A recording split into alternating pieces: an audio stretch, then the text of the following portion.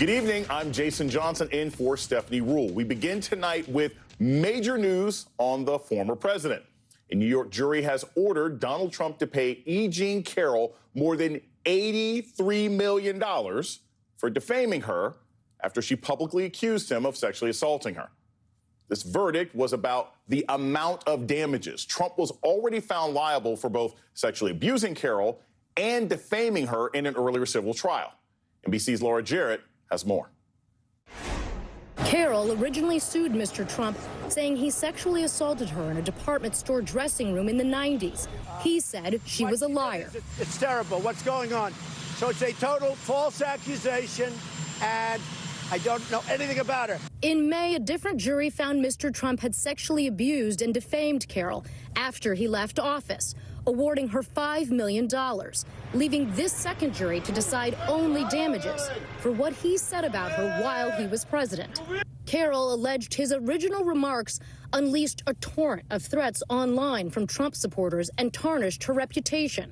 But Mr. Trump's attorney tonight blasting the judge for barring Mr. Trump from denying Carroll's claims. Before I walked into court, that judge decided that every single defense President Trump had, we were not allowed to raise in front of the jury. Trump called the verdict absolutely ridiculous and said he would appeal. In a statement, Carroll said, quote, "This is a great victory for every woman who stands up when she's been knocked down, and a huge defeat for every bully who has tried to keep a woman down." And on Monday night, E. Jean Carroll will join Rachel Maddow at 9 p.m. Eastern for her first interview since today's verdict. With that, let's bring in our lead-off panel, Eugene Scott, senior politics reporter for Axios, Molly Jong-Fast, special correspondent for Vanity Fair, and a friend of E. Jean Carroll, and Dave Ehrenberg, state attorney for Palm Beach County. Dave, I'm going to start with you. I'm not a lawyer. I don't play one on TV, but this shocked me. What was your reaction to this ruling? Jason, I thought it was the right ruling because when you are a defendant and you continue to show malice, bad faith by going outside the courtroom and repeating the defamation, and then you show contempt for the process and the jurors by walking out of the courtroom during closing arguments, you're going to get hit with a massive verdict, and that's what happened here. And it's big enough that it really is painful for Trump, but not big enough to be overturned on appeal because the punitive damages are about 3.5 times the compensatory damages, which is within the norm. And that means this verdict is likely to stand. So kudos to Robbie Kaplan and the legal team and to Molly Jong-Fast, who introduced the plaintiff to George Conway, who introduced her to her lawyer, Robbie Kaplan. Great job all around. Molly, this leads straight to you. Obviously, at a personal level, you know E. Jean Carroll. I'm sure there's a certain amount of satisfaction with it. But I want to sort of go back to her statement. She says, look, this is not just a victory for her. It is a victory for women. It is a victory for anybody who's ever been bullied. Do you think that seeing the former president, the former twice impeached president, get hit with a $83 billion fine, or $83 million fine, do you think that sends a larger message across the country to men like him who abuse their power in this way? Right. Just like misogyny, when we see misogyny and we see racism, we see it continue. When we see justice like this, we see that continue too. And I would add, look, E. Jean is not Trump's only accuser, right? Mm-hmm. She's just the only one because of this Adult Survivor Act who was able to have her day in court. And I think that's a really important data point. You know, as you see Trump and his supporters saying this is not the only case, right? I mean, anyone, and I think what is also so meaningful about this is that E. Jean is a woman his own age, right? Who actually, you know, in this very misogynistic world that Donald Trump inhabits, older women tend not to be taken seriously, tend not to have their day. And here's a case where that really did happen. And E. Jean really did stand up for women, for victims, and for older women. Eugene, I want to turn this to you. So, look, I don't think there's much that changes how voters feel about either of the candidates right now, whether that's going to be Joe Biden or Donald Trump. But we have seen polling in the last week and a half of people saying, well, hey, if Donald Trump gets convicted, that will have some impact on my vote. Do you think this conviction on something that everybody can understand, it's not complicated, it's not secrets, it's you harassed and defamed a woman, do you think this has an impact on any voters out there, even just independents? Certainly right now. I mean, the reality is November is quite some time away. And you remember 2016, there were so many things that we thought would turn people off from Trump, and they would stay on, and they forgot about it by the time it was time to go to the polls. And so anything could happen. But what is happening right now is that voters are being reminded of who Trump is. Many people have forgotten. Many people have tuned out from the daily news consumption that they were engaging in 2016 and 2020. And these headlines don't serve Trump well. Right. And you see even other Republicans like Nikki Haley taking advantage of this opportunity. So here's the thing. Dave, I want to take this back to you because when I look at this case, I think about it in the context of other major defamation suits. Right now, this isn't Dominion money, right? This isn't Dominion and Fox. This is not what happened with Alex Jones. But it is a large amount of money. How would Trump even begin to try to pay for something like this? Is this something that's going to be sort of spread out into monthly payments? Does he have to make a large sort of chunk payment one way or another? How does this process move forward after this verdict? Within 30 days after the judgment, he's going to have to put up the money, the $83.3 million, into a bond to appeal it. I expect him to appeal, so he'll have to put the money aside. That protects E. Jean Carroll so that the assets just can't disappear at the end of the appeal. The big question for me is, when will he have to pay? I do think this will be held up on appeal.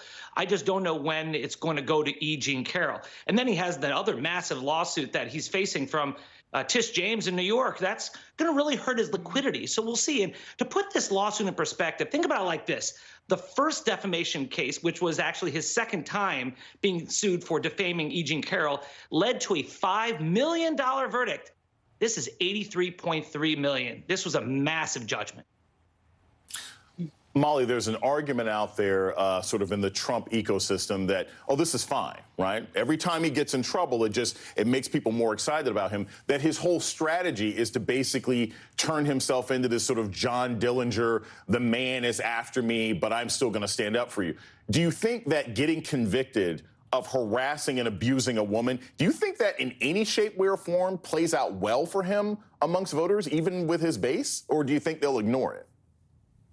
Well, I mean, this is Trump's calculus, right? He believes that the base, and so far the base has liked these indictments. They have felt that he is their guy. But again, Trump's problem is not with his base, right? Trump's problem is growing the electorate.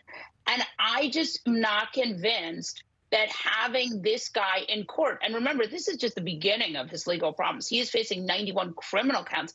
These are just the civil cases.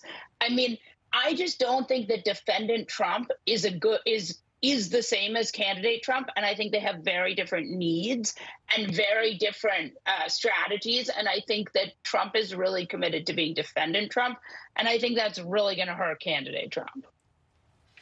Eugene, you know, part of what we're looking at here is what was, at least in my memory, the party of law and order basically saying, hey, law and order doesn't matter as long as I'm really committed to what I believe. I want to play you some video right now of a debate in the new district that Lauren Boebert is running in, District 4 in Colorado, and how that audience of primary voters, Republican primary voters, responds to these ideas in law and order. And get your thoughts on the other side.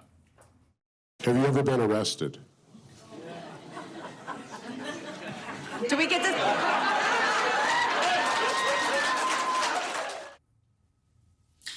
Now, look, if it's a music lyric saying I've never been arrested for nothing domestic, that sounds great, right? But if you're running for office, right, it would seem to me that that would be a problem. Or even if you're saying, hey, I've been arrested because I was protesting, I was a pro-life protester or something else like that. What does it mean that just raising your hand and saying I've been arrested gets cheers, the loudest cheers during a debate for office. Well, it's important to pay attention to who it gets cheers from. So I remember covering the midterm elections after January 26th. And if you can recall, so many GOP candidates were pretty extreme and boasting about things that in previous elections we would have thought would have disqualified people. Very few of those individuals actually got out of the primary. And if they did get out of the primary, they certainly didn't win in the general election. So while, being arrested may be popular with that crowd, it's not going to be popular with most voters in the district based on what we have seen. And I expect that to be the case in November as well. Dave, it's always very interesting to me. Look, I'm a political science professor by training. I've always believed that ultimately voters should be able to make the decision about who represents them. But I do think there's an interesting philosophical question we're facing now as a country, that you have people running for office who've been arrested multiple times. You have someone who's very likely going to be a presidential nominee who will have been indicted and convicted of several different things. Do you think as a lawyer that there should be some crimes that would potentially disqualify somebody from running for office? Or do you think that sort of from a philosophical level, hey, look, as long as they're not in jail, or even if they are in jail, it should be up to the voters?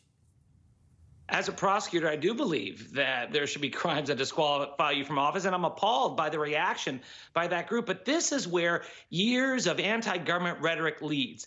When MAGA undermines our faith in our American institutions, you get that reaction where they cheer people who have been arrested. And it is ironic that the people who claim to be law and order folks and back the blue are the ones cheering here. I mean, they're the same people who still condemn police when they see a cop walking up their driveway with a subpoena with their own name on it. They're happy when they're arresting people they hate, but when it's themselves, all of a sudden, they're the ones who are the freedom fighters.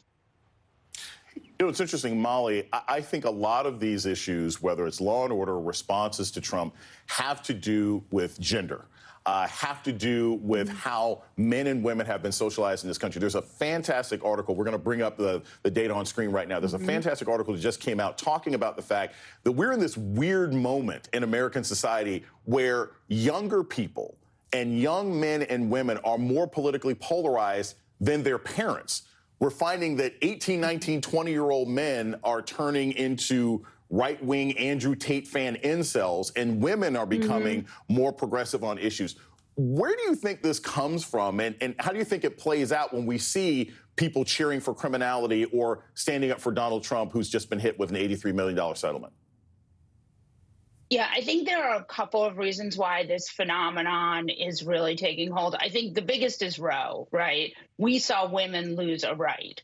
And that, I think, has really affected them. And you see Roe in different ways, right? You see the loss of choice, but you also see pregnant women having less options for treatment, less gynecologists. Like, Roe is a cascade of different things. And then you also have a situation where women feel that Republican politicians are trying to sort of tell them what kind of medical care they can and can't get, right? It's a huge Pandora's box, Roe. But then I would also say, there are these men's rights activists, the Andrew Tates, these guys who have really doubled down on the idea that, men shouldn't be more sensitive. In fact, they should be less sensitive, right? They should do less for women, that women should, go back to the kitchen, this sort of very antiquated notion.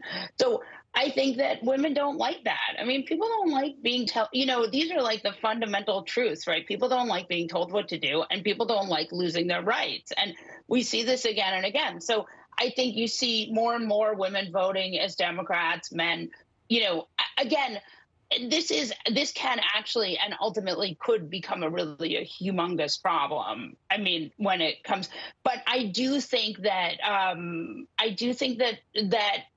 the Roe situation really is the beginning of all of this. And until you feel that your government treats you the same as men, where you have, the same rights as men, and we have some kind of equal rights amendment, it's a slippery slope, It's disturbing. We've all liked to think that the younger generation is going to save us. And at this point, they might be more dangerous than their parents or the baby boomers. Eugene, Molly, and David, thank you so much for starting us off tonight. I really appreciate it.